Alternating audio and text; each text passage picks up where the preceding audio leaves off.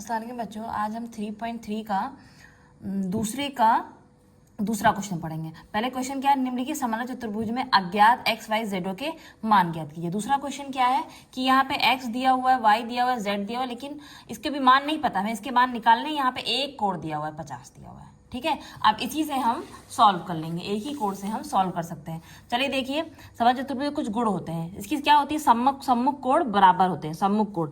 तो अगर ये 50 है तो ये भी 50 हो जाएगा। ठीक है, और x बराबर y हो जाएगा। अगर हमें x का मान निकल गया तो वही y का मान हो जाएगा। तो चलिए, अगर ये 50 है तो चलिए यहाँ से सॉल्व कर लेते हैं। ये हो जाता है कि ये 50 है और ये एक रेखा बन रही है, एक ही रेखा पर बने कोण 180 के होते हैं, यानी 50 + z बराबर हो जाएगा 180। ठीक है, तो क्या करेंगे, 50 + z बराबर कितना हो जाएगा, 180, यानी z बराबर हो जाएगा 180। ये 50 को उधर ले जाएंगे, -50 हो जाएगा और कितना हो जाएगा 130, यानी z का मान हमें निकल आया। ठीक है, एक क्वेश्चन हमारा सॉल्व हो गया। ठीक है, अब हमें किसका निकालना है कि x का मान निकालना है। अब ये देखिए, ये क्या है, ये दोनों आसन कोण है।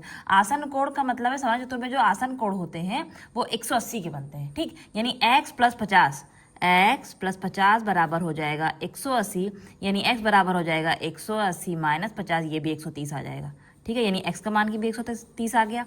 और x बराबर ये y बराबर क्या है, x क्या है, y बराबर x है। क्यों, सम्मुख भुजाएं, सम्मुख कोण है। क्या है, सम्मुख कोण है।